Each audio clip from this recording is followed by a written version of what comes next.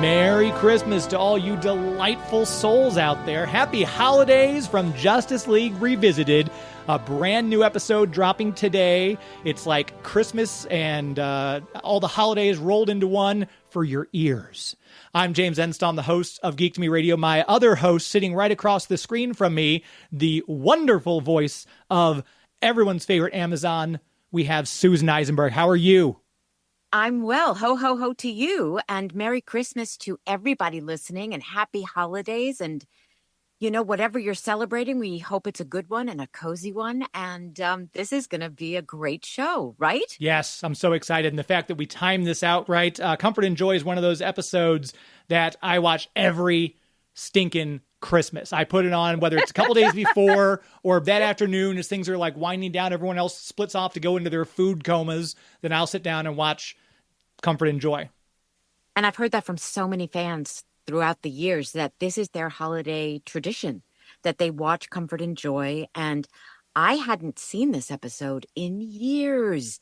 And I have to tell you, like so many of these, it's such a gift to watch them again because they're so special. This episode had everything in it. It was beautifully written, directed, the music, everything about it, the acting, and the storytelling, the three stories in this episode. And I got a little weepy. Yeah. I don't mind telling you. I was a little weepy.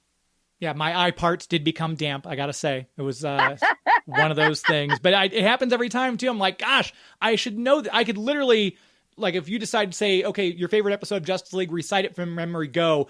I could start the dialogue and just nonstop through the whole thing. I couldn't get as deep as Phil gets in his voice, but I could probably do a passable Hawk Girl. But it's one of those episodes I just love so much. And this episode aired over 21 years ago. Can you believe it? December 13th, 2003. The director was Butch Lukic, written by the incomparable Paul Dini.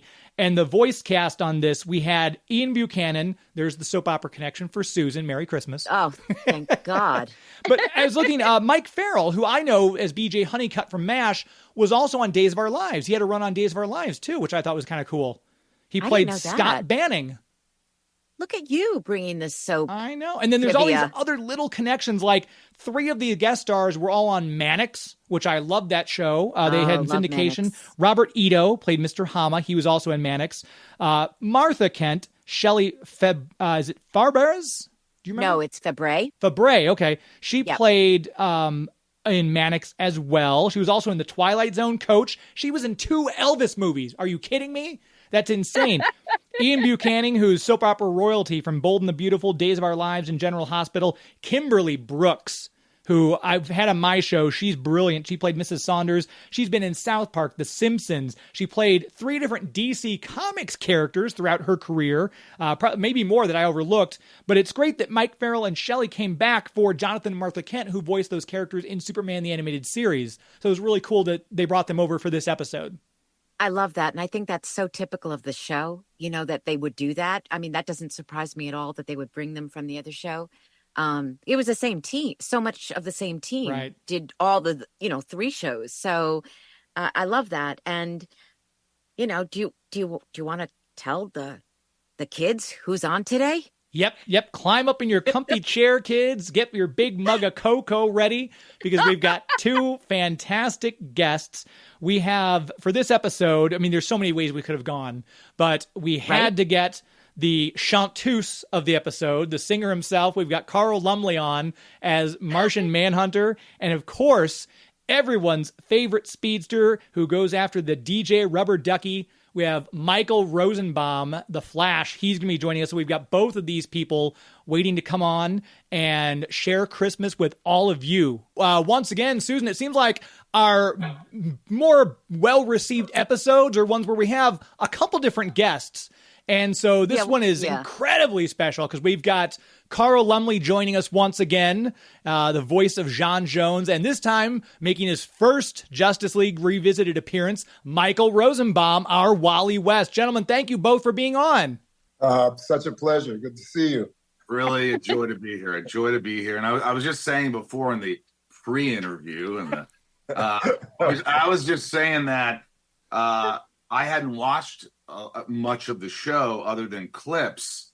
And then I educated myself a bit, and I was watching it, and I was just telling Carl how much I loved his performance and how it's amazing. Like people, voice actors, we're actors, and to convey certain moods and it's not that easy.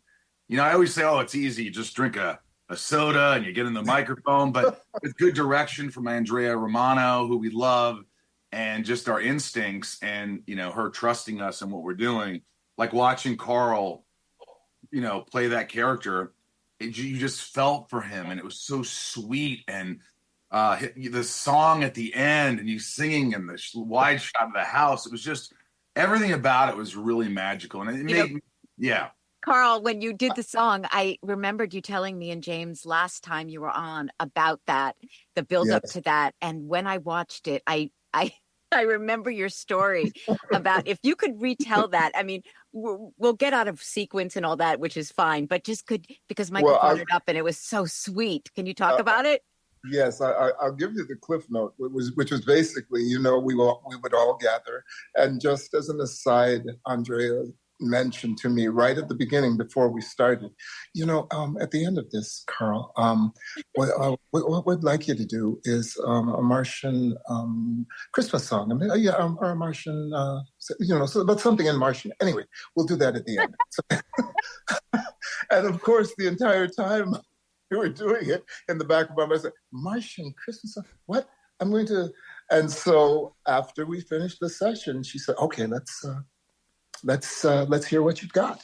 And she said, just improvise it. Obviously, you're the Martian. You know what the songs are. And so I just began making sounds because, Andrea, you wanted to do what she asked you to do, even if you didn't know, you might know how. So it was a wailing, plaintive combination of an imagined, remembered Martian Christmas carol and some sort of old Martian tune that my Martian mommy used to sing me. And so I just began wailing. You just improvised that? Yes. Yeah. Totally. Yeah. Oh my gosh. Yeah. I had no idea. No, but it's only a snippet in it, because literally this must have gone on for 2.5 minutes with me. And just now, Carl, were you alone in the studio? Did everyone else leave? Okay, so you didn't have to do that in front of everybody. Oh no, mercifully. Okay. Just Andrea and Bruce and the engineering people, and then but I imagined doing it in front of everyone. So you had no bass line in your head, like, well, I want it to kind of sound like Joy to the World, except alien. You had no bass line. You just kind of made noises? Well, I had an alien sense.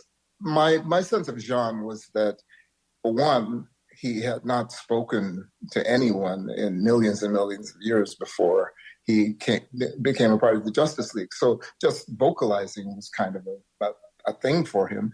But because of the fact that he could shapeshift and he could be in people's minds, and the actual idea of he hadn't spoken with or communicated with a Martian in a long, long time. So I wanted to have that plaintive quality that I felt was so much a part of Jean. And then also, which I had forgotten, he had this experience with the cat when he first arrived. And in that last scene, the cat is sitting there, he's stroking the cat. And obviously, whatever empathic things are going on are at full boil, especially after having experienced Christmas.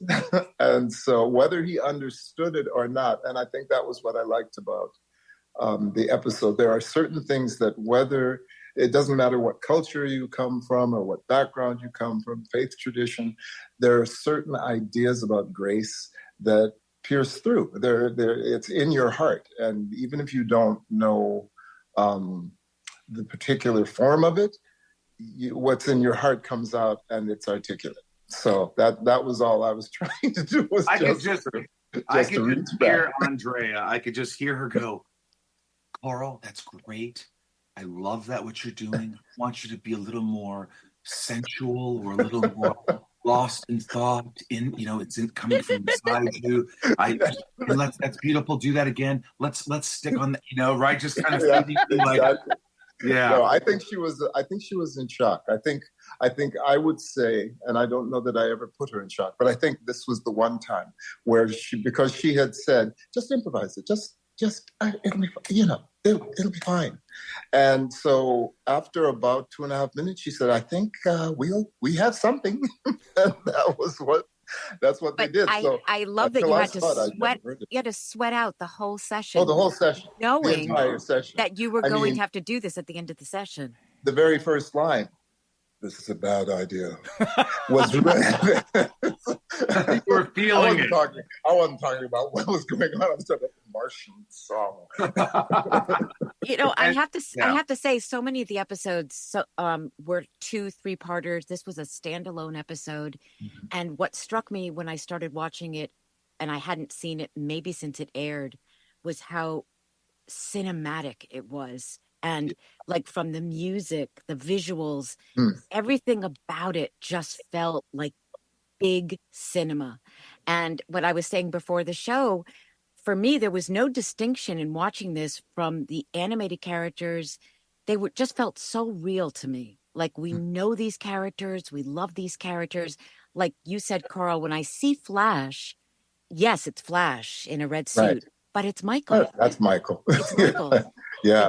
All the deliveries, the spot on delivery, the humor, the heart, and then that soulful performance that just breaks my heart open, and Superman and all of it. But what really struck me, like I said, was it felt like watching a movie. It felt so powerful from the very beginning. That's the show we worked on. That's I felt like that too. I felt like when you're watching it, it just didn't seem like any other show. It just had this gravitas or this weight to it that was meaningful and beautiful to look at, and everything from the direction to the voiceovers to the animation. It was kind of like, it was perfect. And I always, should have lasted longer.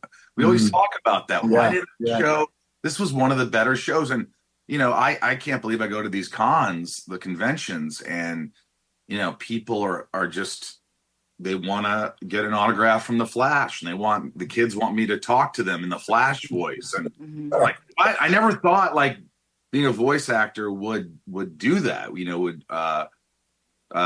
it's impressive to me. So I've said this on many occasions. I felt like the novice in the group. And I felt that everyone had such a wonderful, I felt more like being part of a theater company than, so it took the onus off, this is voice work. And as an example, I followed the Flash's storyline in that, especially because, everything was facile. I mean, you're the Flash, you're so fast, everything. So you've got a fast answer. What do you kids want? What is it this year? I got that. Okay. Yeah. And then as it progressed, and the way in which the nuance of, this is a little more difficult than I thought it was. And, and the energy in your voice and your being, to the point where when, my man fell over on, on the toy. Duck. Yeah. You were crushed.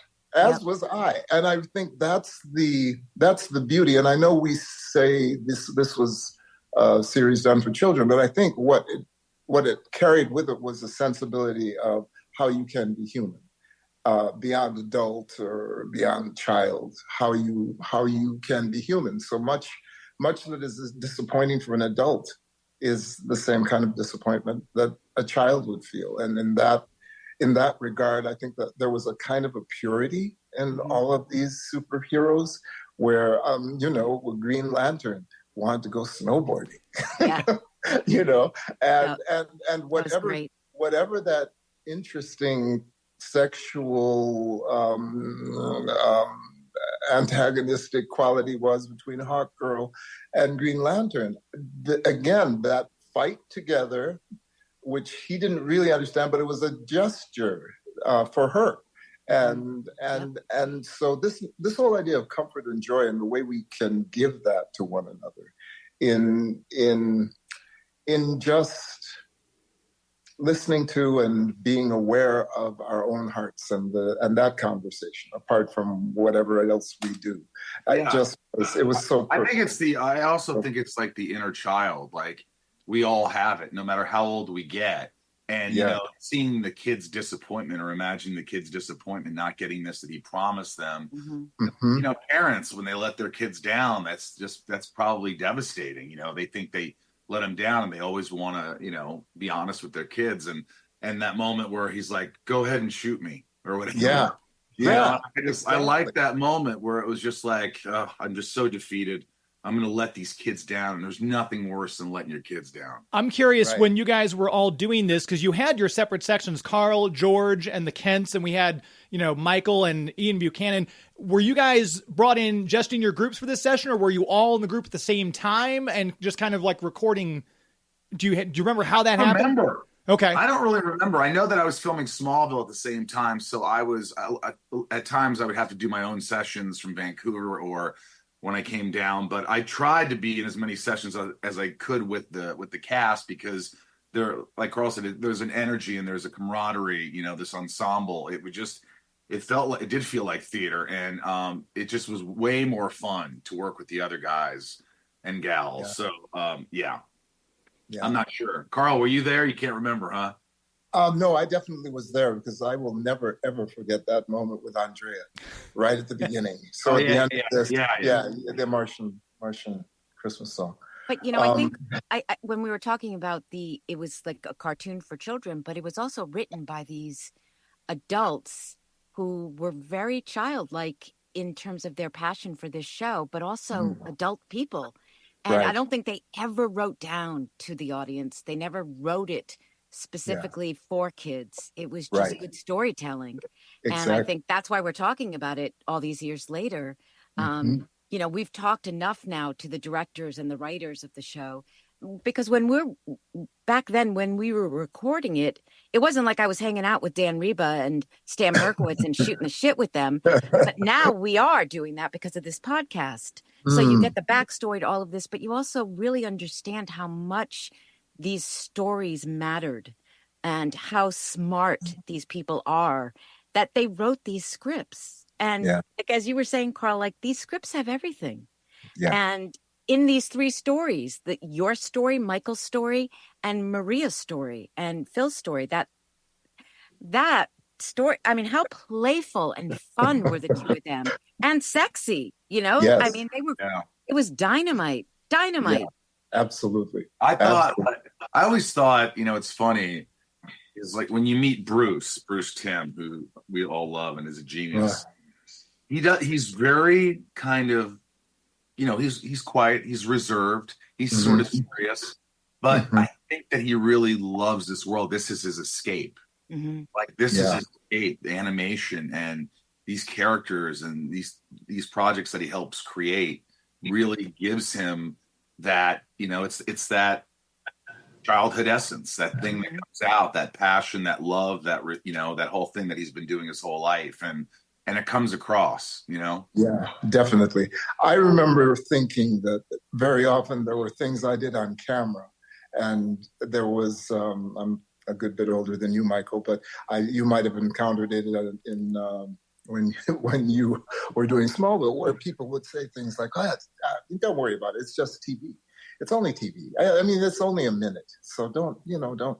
That never, ever happened in this. Justice League, it was always about the thing that I hold: richer, fuller, deeper, better.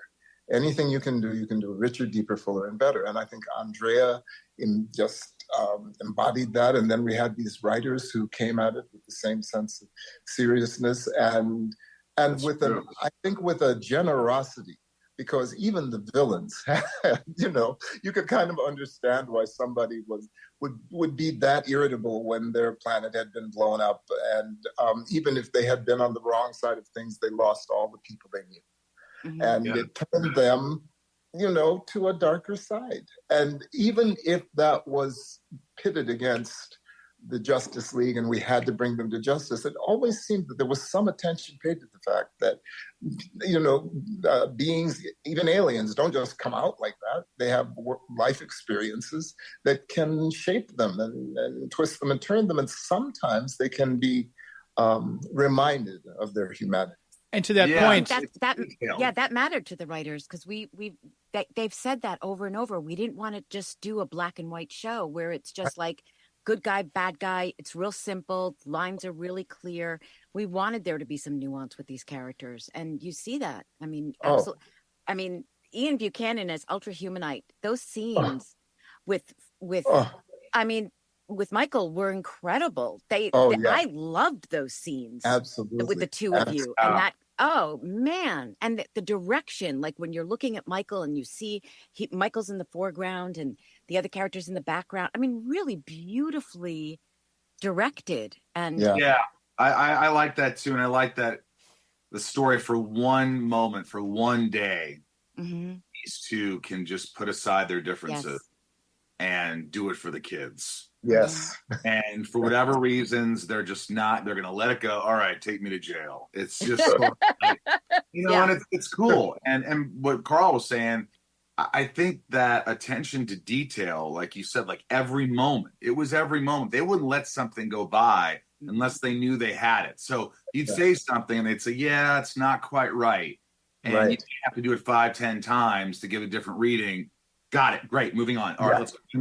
And you know that if they're moving on, they got it. Even if it was painful, they got it, And this episode was written by Paul Dini, who is, he and Bruce Timm are the two guys who started the DC animated universe. Paul Dini wrote some of the best episodes of Batman the animated series. Like to Carl's point, he gave Mr. Freeze a backstory that now resonates with everyone, and it's now written into the comic books as this is now Mr. Freeze's backstory, because Paul Dini did that great episode Heart of Ice that won multiple Emmy Awards. And so when I saw his name as the writer on this episode, I'm like, that right there alone should tell you you're going to be in for a fantastic episode. Yeah, you're right. They were fantastic. The writing was always, and it made sense. And they knew, the biggest part of I think the thing that makes this show so successful and why it was so good is because of a vision and knowing what you want, like writing the story that you want to tell. And it comes, on paper first, pen to paper, and then translating that into this animation and having these characters, it's all of it is very specific. They know exactly what they want. They know exactly what they're doing. And that just shows you the talent because how many movies do you see where like, cool story, but it just doesn't work. It doesn't work. Like, but what they did, it always seemed to work, Well, and we were just talking to the art director, Glenn Murakami. We did an episode with him last week. And this will air out of order because we wanted to take advantage of having Michael with his schedule.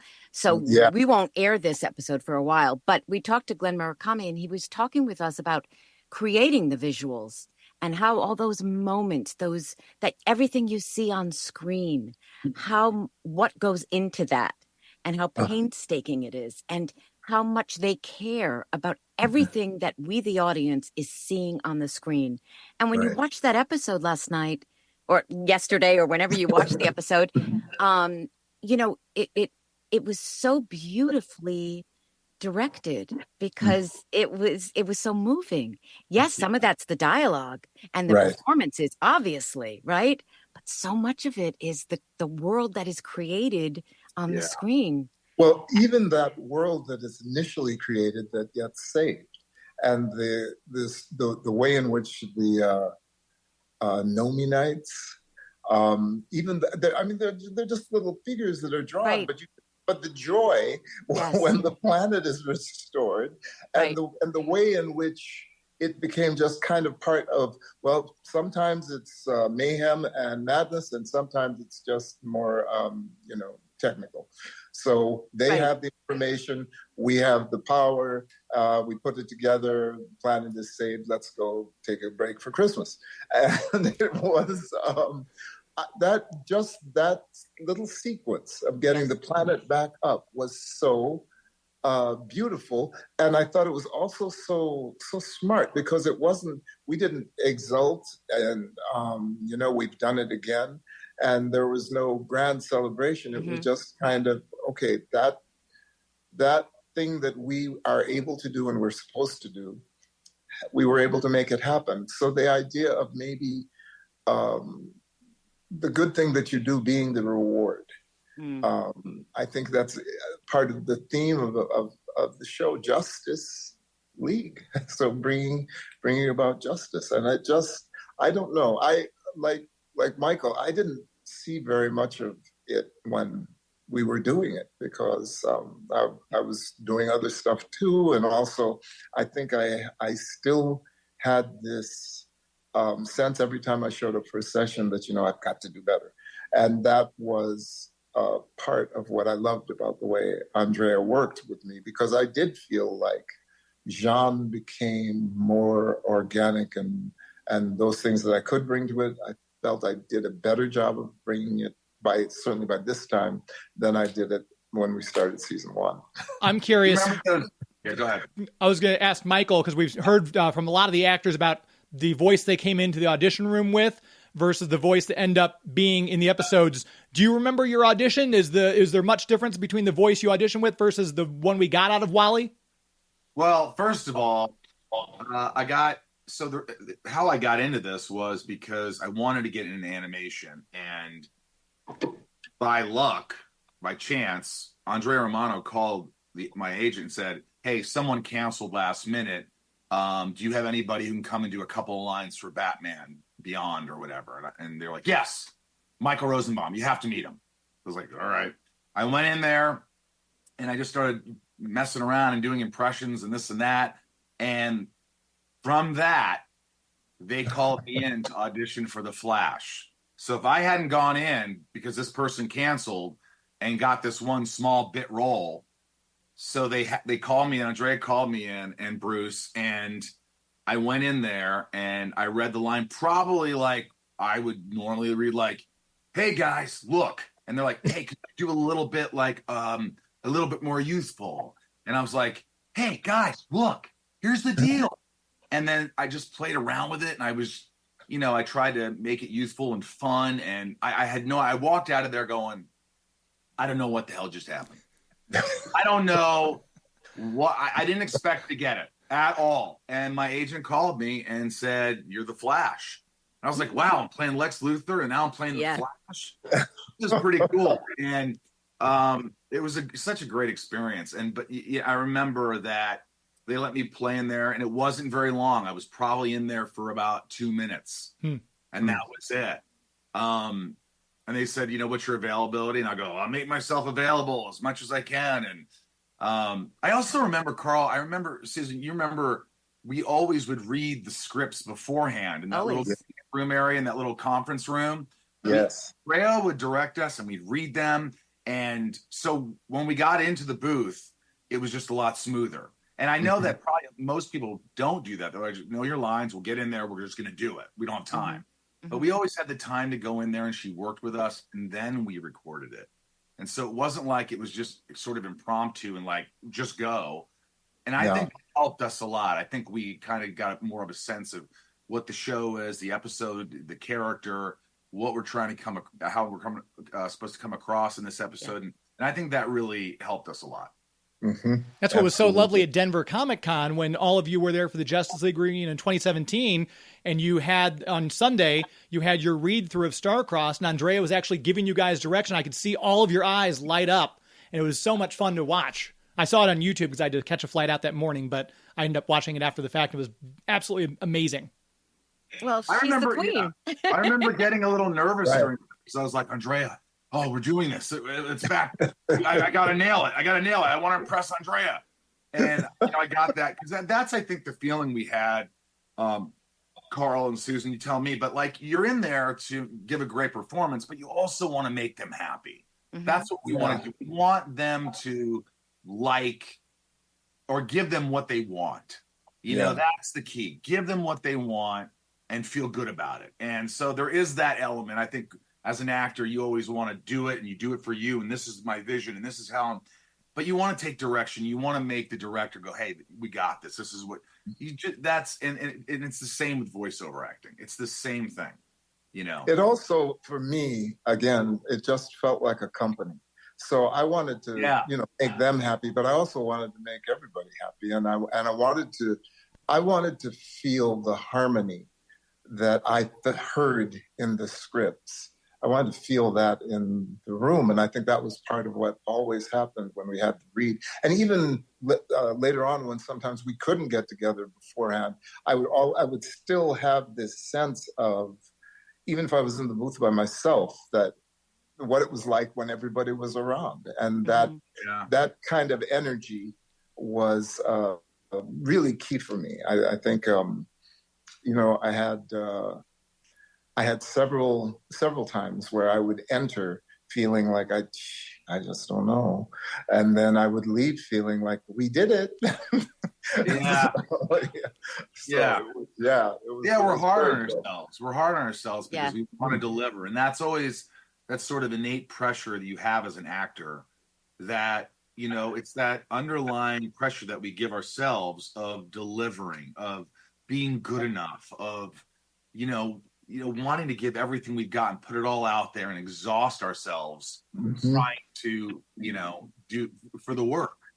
And it's in everything you do. If you have a passion, it doesn't just stop like when you're doing live action or voiceover acting or plays. It reflects your whole life and everything you do. So Michael, did you have a sense of the audience? Like who would be watching this? Yeah, I think I started to. Once I started to feel like this is what they want out of me. This is the character, and I started feeling that out and listening to all the other characters. It just felt like I was sort of understood like this audience, but I didn't know how broad the audience was. I'm surprised to see how the demographics are sort of across the board. Like you'd think it'd be young, but there's a lot of people that come up to me in their 50s or 60s or 40, whatever, saying how this was their show. Right. And, it's pretty amazing.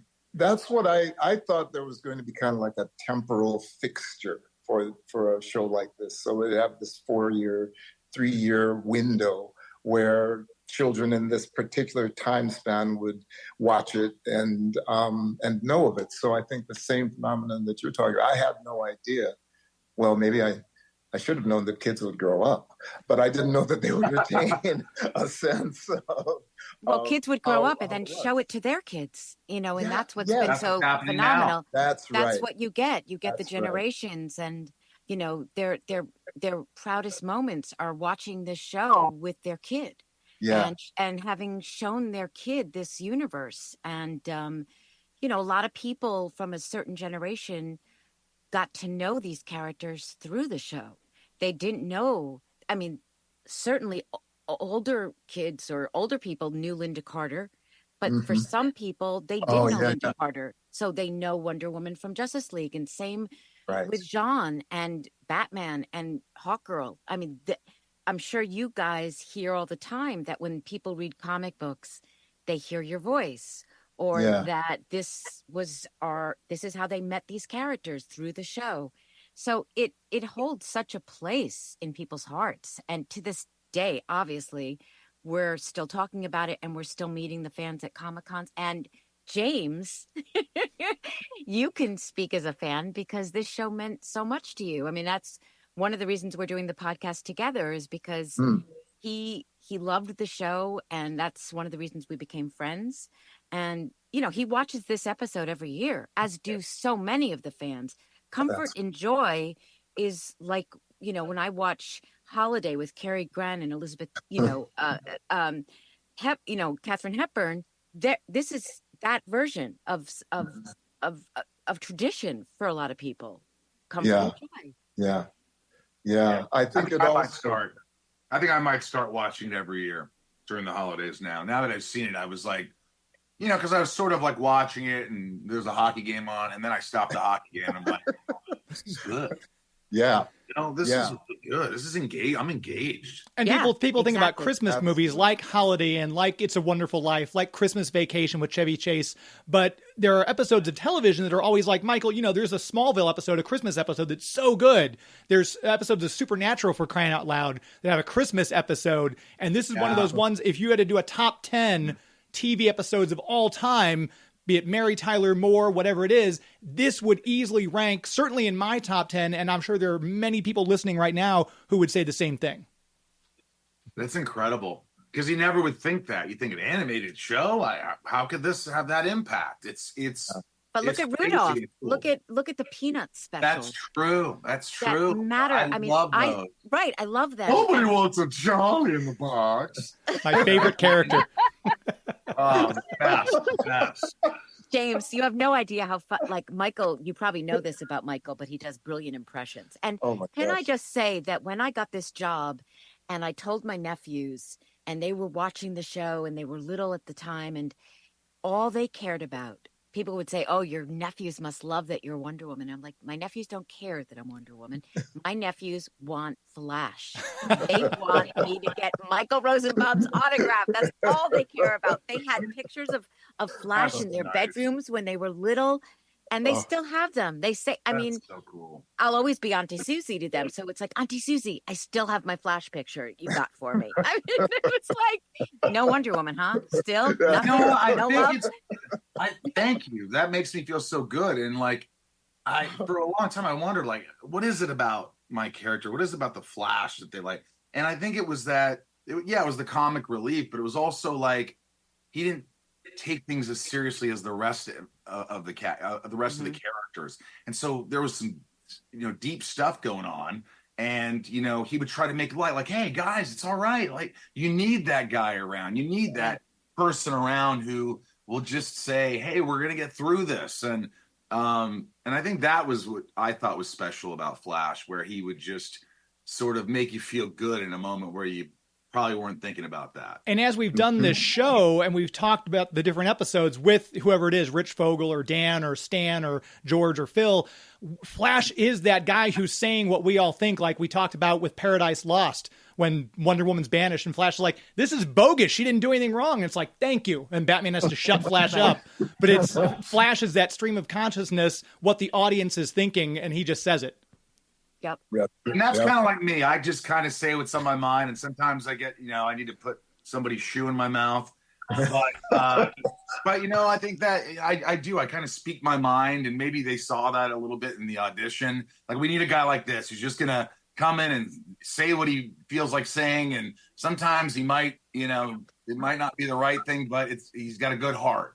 And maybe that's what the Flash was all about. But I think there's like a lot to be said for the connection people feel with the actor and with the character. Like, I get asked all the time about you guys, and my reaction, I always smile. Like when people say, "Oh, what's it like to work with Michael Rosenbaum? What's it like to work with, Carl Lumbly?" And it's like just this huge smile comes on my face, and I'm like, the character of Flash with Wonder Woman, it was like he was like a younger brother to her, but I think there's so much affection for these characters and for the actors, and I think it bleeds into each other, the people who are portraying these characters, and how, like Carl and I, when Michael was talking, had huge smiles on our faces. Huge.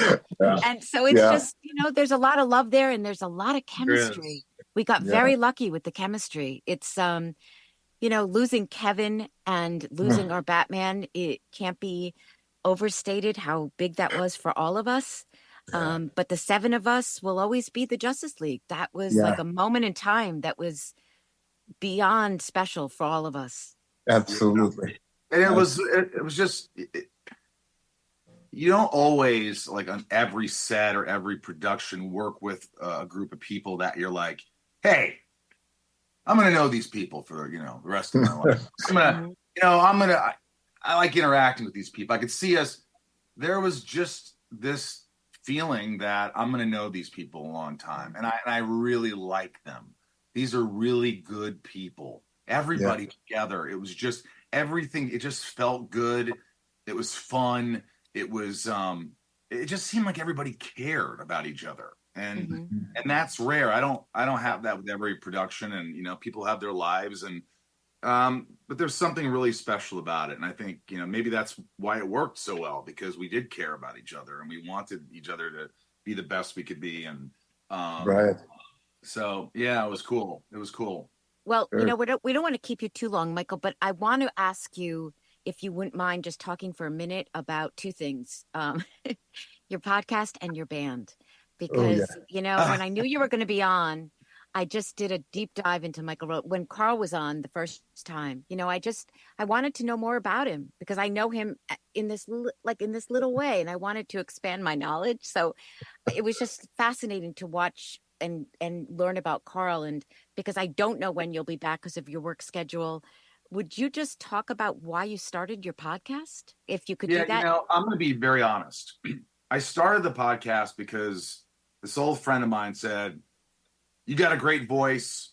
You should do a podcast." And I go, no, that's not. He's like, "You can make money." I'm like, "All right, let's do it."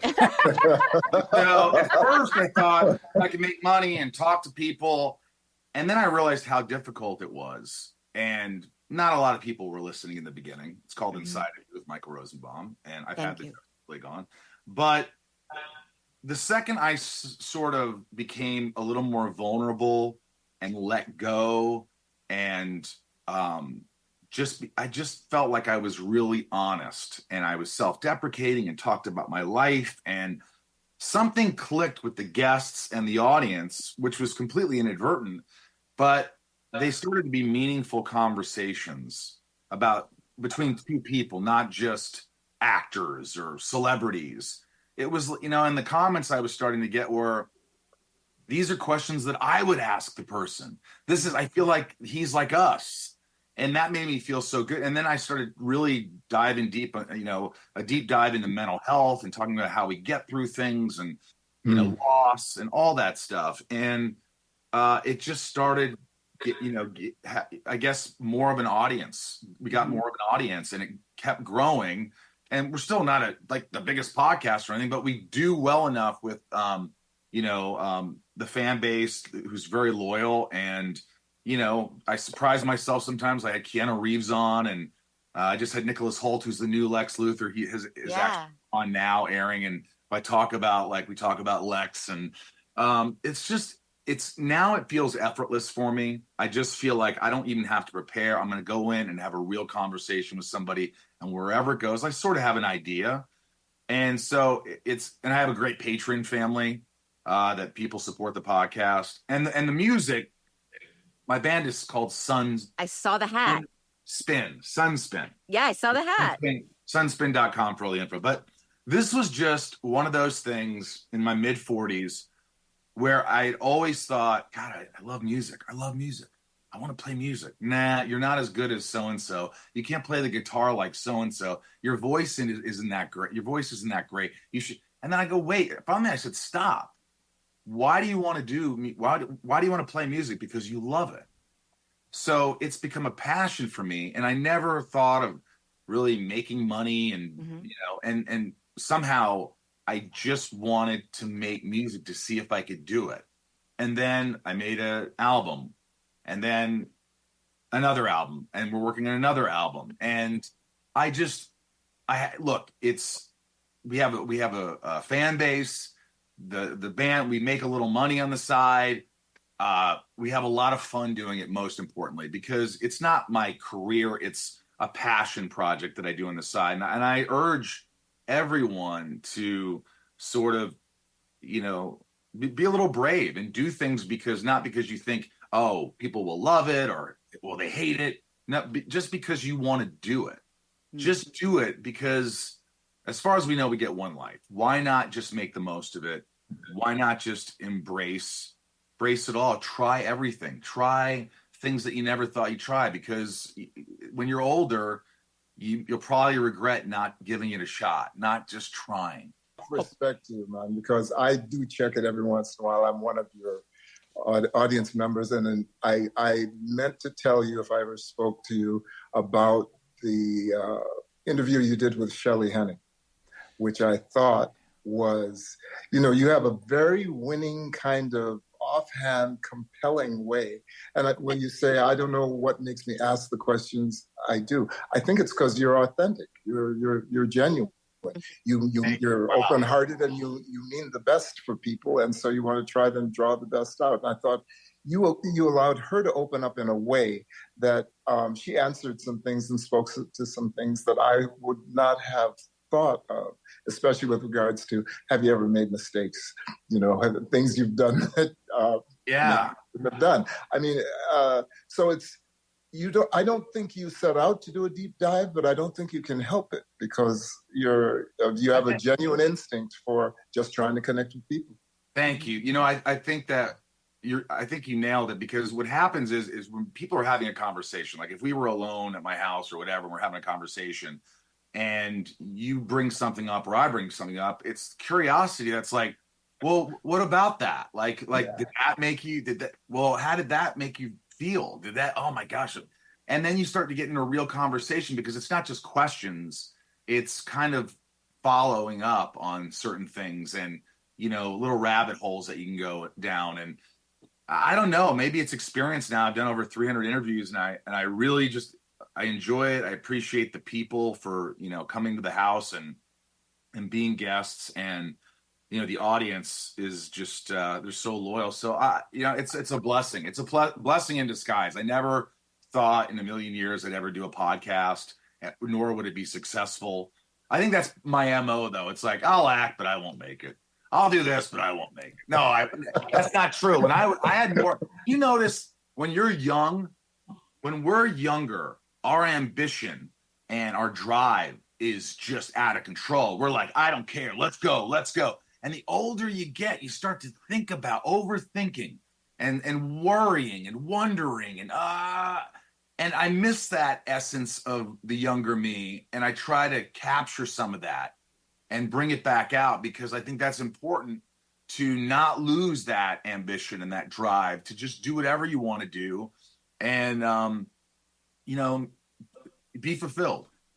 So when you left Kentucky and went to New York, did you have a grand plan, or was it just like, I'm going to try this?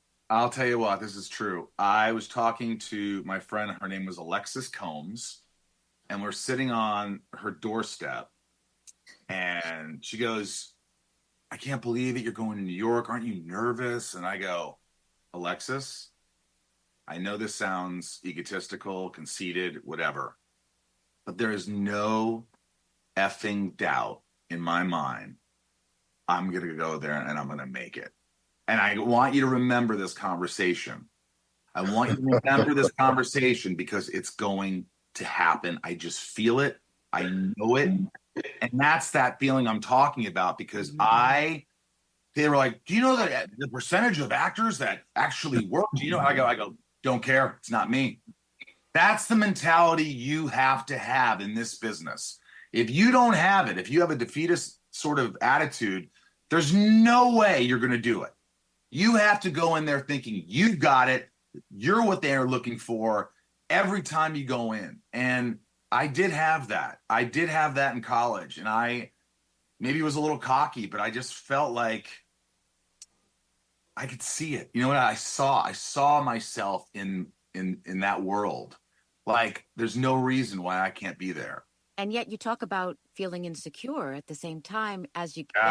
So how do you square those two things? Like, you have this very healthy ego, like, hey, I belong in that room. I'm going to be in that room. Yeah. And then, like, I'm never going to, the other side of it. How do you square those? Is that like is it a daily battle? Well, it's debilitating. I was riddled with anxiety my whole life. Like, and I didn't even realize it. I thought it was just something, just from dysfunction in life. And I didn't realize I had so much anxiety until I got therapy, and years later, sort of that came out, and I've been a lot better to myself and worked on that and talked to people. But there was that incredible insecurity that I just wanted to make people laugh. I just wanted to impress them. Because I didn't get that unconditional love when I was a kid. And so I've talked about it, but unconditional love and getting attention and getting adoration. Those two things feel exactly the same. The only difference is unconditional love, it's sustained. You feel it. You know you're loved. That's knowing that you're loved and feeling it, and it stays with you. Mm-hmm. But trying to get attention and impressing people and all these things, it's like a colander. It just goes right out, and you need more, and it goes right out. And so I battled those constantly, like, I'm really good. Are you kidding me? You're not that good. No, you're not. You're this. I still remember being that little insecure kid. And I don't know. I think that combination of insecurity and at the same time brave in a lot of ways, it was a recipe for disaster ultimately, because eventually your past comes back to haunt you and catches up to you. But I think that I for many years succeeded because it was just that feeling. Boom, got it, got the part. Boom, you're great. And it will get you through. But eventually you hit a wall. Mm-hmm. You have to look at yourself really closely and say, you feel worthless at times. And then, if you do the work and you realize you are worthy, those two things together can be great. Feeling it and doing it and getting acknowledged, then you know how to deal with all those things. And it's a healthy thing. But it took a long time. I'm still working on it, but I'm in a better place for sure. Well, I got to say the podcast, and I think I mentioned this to you last time I had you on my show, Michael, it's therapeutic. Like when you're talking to Kristen Ritter or Nicholas Hoult or Clancy Brown or Tom Welling, you get, Zach Levi, you get very vulnerable between the two, you and your guests. And for the little guy out there listening, it's like, wow, even these people feel those feelings and get insecure and get disappointed. So it's hugely therapeutic, which is why I listen every time I can.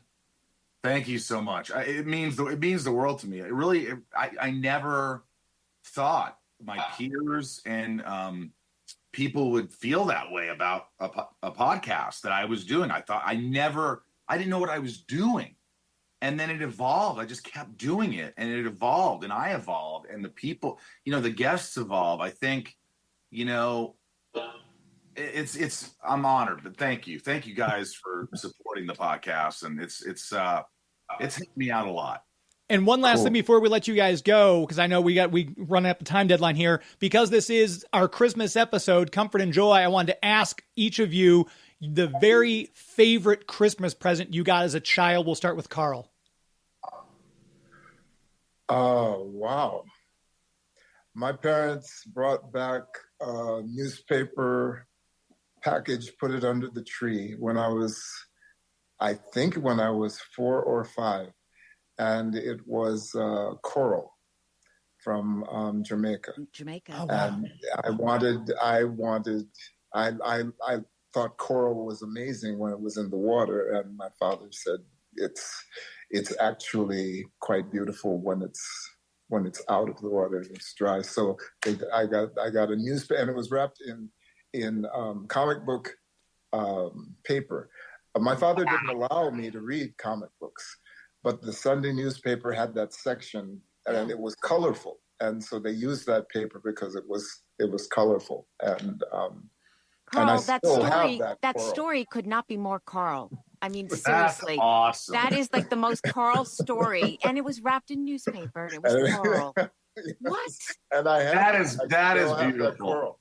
That's beautiful. Yeah. I can't think of anything really other than I remember I did get a pair of hockey skates. They were Micron Mega 1090 hockey skates that Mario Lemieux wore.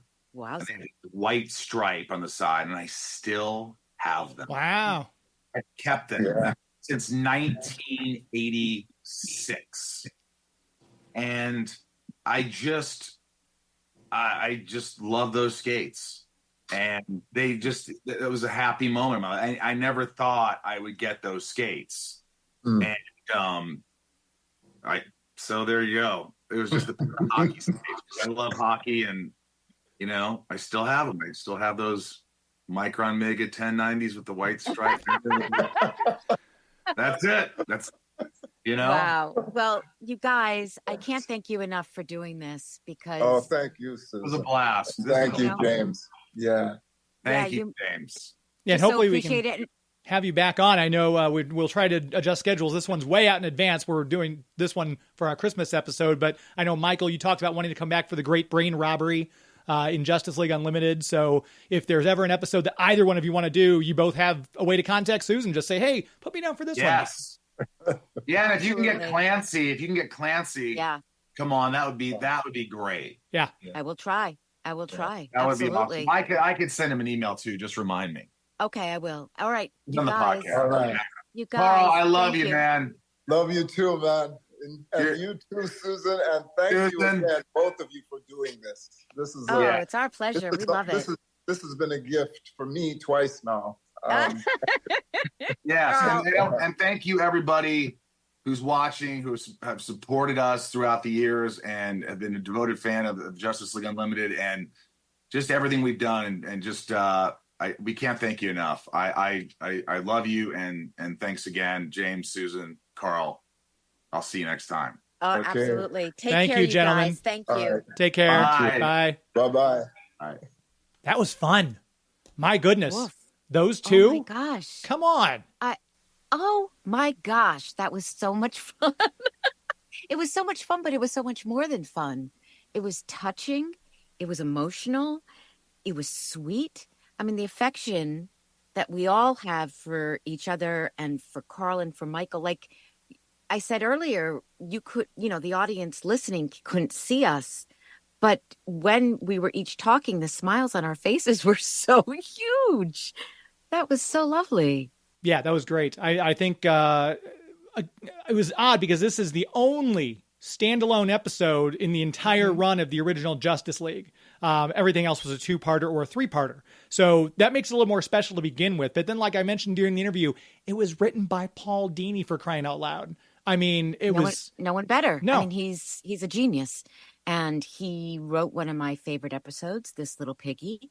But and hopefully we'll invite him to be on to talk about that episode. But this was such a special episode. The writing, the directing, and this episode of the podcast couldn't have been sweeter. I mean, talk about comfort and joy. I felt comfort and I felt joy. Which one's Carl and which one's Michael? Which one's comfort and which one's joy? I think they have equal doses of each. Good answer. They're so lovely, right? I mean, what good guys, and that was just. I felt like you and I could have just sat back, frankly, and just let them talk because they had such an easy flow and they have such affection for each other. And I just kept looking at you, thinking, I'm not going to say anything. Are you going to say anything? I was trying to avoid. We had several episodes in our first season where we'd have a slight pause because I'm like, is someone else going to talk? Because I don't want to jump in. But this one was like trying to be. I mean, which was great. It's a great problem to have, is that people want to come on and chat about the episode and how much it means to them, and it's fun. It is so much fun. I'm so glad we're doing this, and I'm so glad we have this episode because comfort and joy is so special to so many people. It's something that people listen to every year. It is Rudolph and Charlie Brown Christmas, and it is a tradition for so many people. So I'm so glad we honored it with these men and with these characters. And I was thinking as we were doing it, Maria and Phil would have brought so much to it, but I think that would have been too crowded. Right? I mean, that's a lot of people on the podcast. Yeah, we've had 3 guests before, and that pushes the limits of like, boy, I want to make sure everyone is heard, and I want to make sure everyone would be able to be talking and say what they want about the episode. So yeah, I think any more than 3, I think that might be our ceiling. I think so. That's the cutoff. So you're happy because I know how much this episode means to you, and you and I've talked about it, and I'm just so pleased that we were able to do something to honor this, Paul Dini episode and Butch Lukic, who directed it. So, well done all around, right? Fantastic episode, well written, well drawn, well voiced, well acted, everything firing on all cylinders. You would think so by the time you get this far into the second season of a show, but it just, I mean, it glides. The episode just glides, and it's emotional. It's makes you teary eyed. You get a big smile on your face, and then so many little Easter eggs too that I noticed, which we could do a whole nother show just you and I talking about, but. For those of you who are listening, hopefully you've already subscribed by this point. I always say that this might be someone's first jumping on point. So maybe you woke up, hey, there's a new podcast that came out on Christmas. What's this?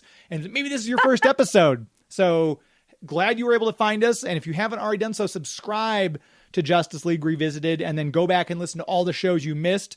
If you are a longtime listener and you're keeping up with us, Merry Christmas to you. This is our present that we were able to give to you guys on Christmas Day. How cool is that? It's so cool. And we just hope everyone's enjoying their Christmas and being cozy and listening to our podcast. So until we meet again post-Christmas, here's wishing you all a very happy holiday, and stay tuned because the conversation continues. Ho, ho, ho. What'd you call me? I'll take that part out. It's fine. You should leave it in. All right. Leave it in. It's cute. Okay. All right. It's cute.